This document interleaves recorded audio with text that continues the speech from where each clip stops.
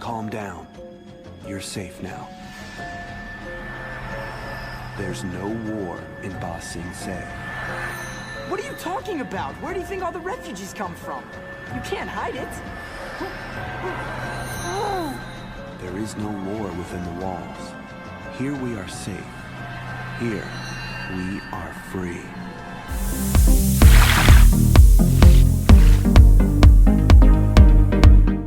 Hi everyone, welcome back or welcome to my online journal, because at this point that is really what this is.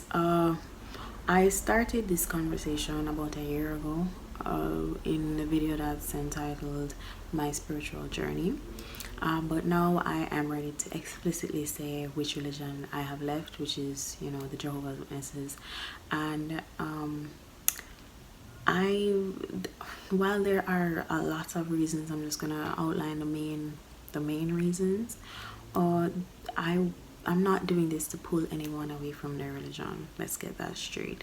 I understand that people need faith and hope, and that is where they get it from. But there are people like me out there who religion has failed badly. It has torn us apart or away from God, and I just want to be one to say that it does get better. You can move away from a religion, especially if they are a cult. I used to think that cult meant devil worshipping, but that's really not what a cult is. It's based on mind control. They control your mind and your actions, and based on the definition that I've seen from my own research, I realized that I really did belong to a cult. So here goes. The religion definitely damaged my mental and spiritual health. Both times that I committed suicide, I'm still here. Both times that I attempted to commit suicide was because of them. I know that there are a lot of people who have committed suicide because of belonging to the religion, but they have some very damaging practices, like the shunning, or what they call disfellowshipping, of people who they deem unrepentant. They are judged by similarly imperfect men who pass on their verdict or whatever. And in this shunning, your family, your friends, whomever, they cannot talk to you, and you lose all sense of community. You lose everybody. And then you have the fact that they may say, all right, let's not disfellowship him or her, let's just publicly shame them. Let's just say this person is publicly reproved because they did XY, or sorry, they may not tell you exactly what you've done to deserve it, but they publicly shame you, or they might privately shame you. Whatever the case may be, it's a really mental health damaging process. I was baptized at 10 years old, and honestly it was due to the pressure of expectations. People would always be like, oh, you're a smart girl, and you know, it felt like what I was supposed to do. It honestly did not come from my heart, as I realized years later when I opened an email that I sent to someone around the time of me getting baptized, and it was the most disgusting thing. It just had so much bragging and ego in it. I think it was entitled Laurel the Baptized, and like I read it with shock. I was like, I didn't do this for God. Like I read it and I was just like, I didn't do this for the right reasons, and that obviously sent me into distress, because as I grew, I mean, I'm growing as a spiritual being as well. So realizing that my dedication and baptism really did not come from a good place, of course it put me in distress. It made it worse when I saw somebody get baptized for a second time, apparently because she didn't feel satisfied with her first baptism either. And of course I'm just like, okay, so I can do this over, I need to do it over. But as a depressed person, if you've been watching my videos, you know that I've been depressed probably since I came out of the womb. But as a depressed person who was getting increasingly depressed, and as a teenager going through bodily changes, of course I was experimenting sexually, and obviously I didn't feel like I was in a good enough place to go and dedicate my life to God again, because I was like, obviously I'm gonna slip up again if I do it right now. So on top of my regular depression, I also had spiritual depression. So there came a time when I got caught. I was 17, but I was still a virgin. But they have their little book of sins, and you know what is unacceptable. And when I did get caught, it's a funny story, but it's really irrelevant to the entire, like, the big picture. I decided that I'm gonna commit suicide because my parents never really had my back, so obviously they're not gonna have my back now. You know, the whole shame thing. My dad was an elder. All of that I just came together, and I was saying, yep, I'm not gonna deal with this. I'm going to just swallow a bag of pills and call it a day. But what had happened was that this was a turning point in my life. I got called up before the Judicial Committee, which is a committee of 3 men. And imagine how traumatic it is for a teenage girl to be drilled about her sexual experiences, and you have to give it in detail. Anything that they ask you, you have to answer. Let me just say it's extremely traumatic. But I took this as an opportunity to say, yeah, all right, I get caught, so this is a good time to start my spirituality all over again. I had concerns about my baptism previously. This is the perfect time for me to just come clean about everything. I came clean about everything. I said it to them that I don't think that my baptism is valid. I don't feel good about it. You know, I tried to explain to them that I want to, you know, get a second chance where that is concerned. One of them said to me, no, you knew what you were doing. You just got caught now, and that's why you're claiming that you didn't know what you were doing. This man had not lived my experience, but he was telling me the reason why I thought that my baptism was invalid. So obviously, you know, that's further depression. Apart from the fact that they cared more about the fact that I sinned than the fact that I tried to kill myself. They cared more about the fact that I sinned than the fact that obviously my family life was awful. They cared more about the fact that I sinned than me as a person. And I know that they put me on private reproof because of my father, because they kept telling me, oh, don't make a big deal out of it, make sure you sit with your family, don't make anybody, like, it was all about the optics for them. But me as a person, they cared zero. This really was a turning point for me, because it was around this time that I realized that, yo, I do not have any friends here. The friends that I had were really fake.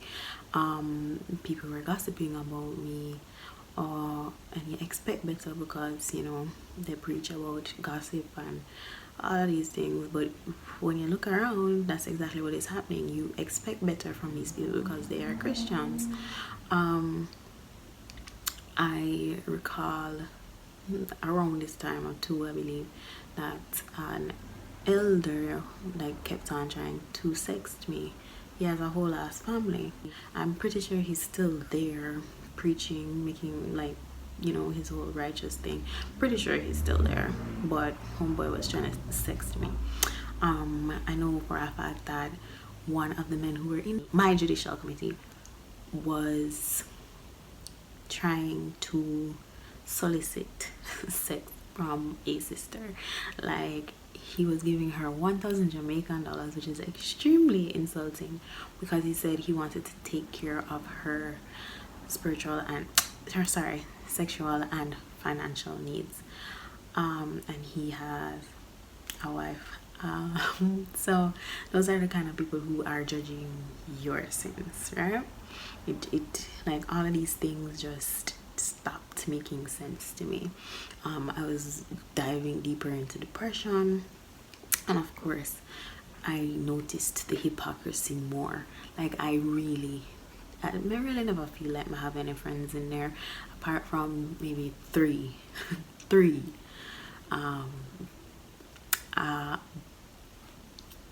Honestly, if you're a witness, you just call it, say you don't have enough friends. Please don't think I'm making blanket statements here. I'm telling you about my experience and what I have seen personally. So years later, I had met up with somebody that I knew from my first congregation, and I was telling him that, you know, life has gone south and I'm no longer a virgin anymore. And he was telling me about the fact that somebody abused him as a child and they were a witness. And of course I empathized with him and I asked if he's reported that person, because whenever somebody sins, you are supposed to report the person, or you're supposed to, you know, bring it up to the elders. Apparently he never did that, and I understand. I mean, it's traumatic. You're not going to like want to bring that up, but the thing is that we ended up, I'm gonna call it fooling around, because it was literally nothing, and he was moving like he wanted to do more. But I at that point in time, I was very calculated about my bodies, and he was not a body that I wanted to catch. So I was like, yo, don't do something that you're going to regret, because he was a virgin at the time. And it so happened that a year later, his conscience started attacking him, and he said to me that I need to get my affairs in order because he's gonna report what we did, right? And I was just like, nah, I'm not gonna deal with this, because I was going to school, I was going to university, and I was saying, but if I get shunned, because first of all, am I going to go back to those men who obviously don't care about me, who don't respect me, who don't, like, I'm gonna go to them and confess my sins and make them judge me? No. So I decided, yeah, I'm gonna try to kill myself again. No, I'm gonna kill myself. And I also said I'm not gonna let him dictate to me how things go down, because people are gonna think that the reason why I want to kill myself is because I get caught. It's really not that. It really is not that. Like, at that point in time, I was just really sick of it all, and I said I'm gonna write a disassociation letter. So I wrote it and I sent it, and I said I'm gonna disassociate myself before I kill myself. And what is funny to me is that he was willing to report me whenever, like, we did not do anything. He was willing to report me, but he would not report his abuser. So I would get more serious punishment, or I would get punishment, while a child abuser out there just living his best life. I did not hurt anyone. I actually did something in his best interest, and he's gonna report me over a freaking child abuser. Does that sound right to you? It doesn't sound right to me. So for the second time, I attempted suicide, but it's important to note that with each attempt, I noticed something that made me feel like God does not want me to die. Like, there was always something that I took as a sign that he does not want me to die. But my dad visited me and he asked me to rescind the disassociation letter. He asked me to take it back because, as he said, he didn't want to be in a situation where he can't talk to me. Imagine, people tell you don't talk to your own flesh and blood and you listen to them. But anyways, I took it back. He told me if it is that I want to just not go, then not go to the meetings and stuff, just don't go. I took it back. But tell me why, if they pride themselves in, you know, the elders being discreet and not telling your business, why is it that people were gossiping about the fact that I sent a letter? If the elders are so secretive and, you know, can be trusted, why is it that people knew that I sent a letter? It doesn't make any sense to me. And that's why I really feel like your business is not safe with them, because I know that my business definitely was not safe with them. I actually have a friend who got abused twice in her life, and she brought it to the elders, and they blamed her for her abuse. People who were older than her abused her. I think one of the ages she was 6, and they blamed her for her abuse, and she was on her way to drown herself, and she was passing a counseling unit, and she decided to go in, and that's who helped her.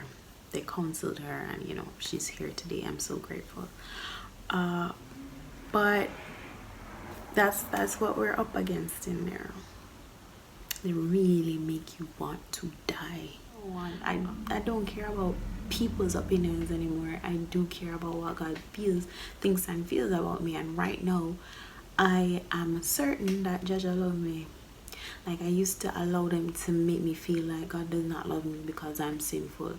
I made them feel like I allowed them to make me feel like I am one of the worst people. I even prayed to God, and I said, like a while back, I said, I know I'm not one of your best servants, but please give me some time. And he gave me that time, and that's where I am right now. God loves me. So the final straw for me was when I realized that they are absolutely incapable of independent thought.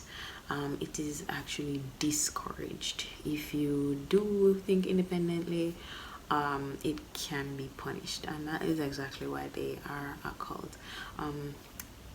And that is the reason why I was scared to go out on my own and find God for myself, because all of these years of indoctrination, all of these years of them telling me that, hey, if you get any information outside of here, you are sinning. God doesn't like that. And that's another thing. They keep on telling you what God likes or and they don't really have a wide range of knowledge.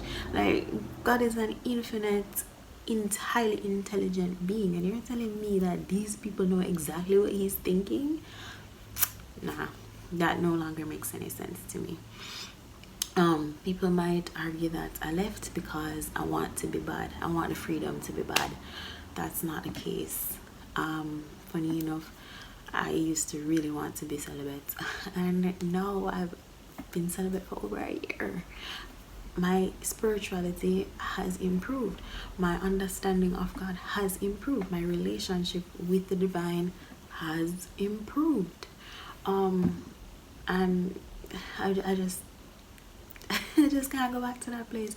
I was suffering so much. I thought that, God is punishing me for leaving, and that was the indoctrination speaking. That wasn't the case at all. I was just indoctrinated so badly into thinking that little suffering what did I go through mentally, because I finally promised God, okay, I'm gonna try to live instead of like just wanting to die so badly. The suffering that I was exposed to after finally promising my life to God was just human suffering. Before, when I was extremely suicidal, he was really just barring me from a lot of things that would just make me end it all. But I think that what he was trying to show me was that the primary reason why I wanted to die was because of that religion. And honestly, a reason why I get really angry and depressed now is because most people don't really think for themselves, and it's holding humanity back. One thing that I'm grateful for is they're teaching me that there will be a new earth, and based on my understanding, I've taken in so much knowledge over the past year plus, since the whole pandemic thing, and I really do believe that the earth will be a paradise. Spiritual people, independent thinkers, they believe that we're stepping into the new earth. So I am going to do a video on that, as to the hope that I do see for the future. And yeah, I know for a fact that all these years that I was being taught about the fact that there will be a new earth, I didn't really care, because I said, if I'm gonna be living forever with these people, I'm not interested. Like, I was never interested in paradise, because I never seen nobody would tolerate enough to spend eternity with. But that is also the reason why I realize how much Joshua loves me, because I have always tried to have a better relationship with him without wanting something in return. Because I was so suicidal, life never meant nothing to me. I never wanted life on earth or in heaven. I just decided that I wanted to serve God because he is, and I think that's why he loves me so much. As I said, I'll tell you about the new earth, or what I think about the new earth. And this is me trying to take my power back, trying to reclaim my power from all of these years of religious trauma, trying to reconstruct my faith. So let's see where this goes.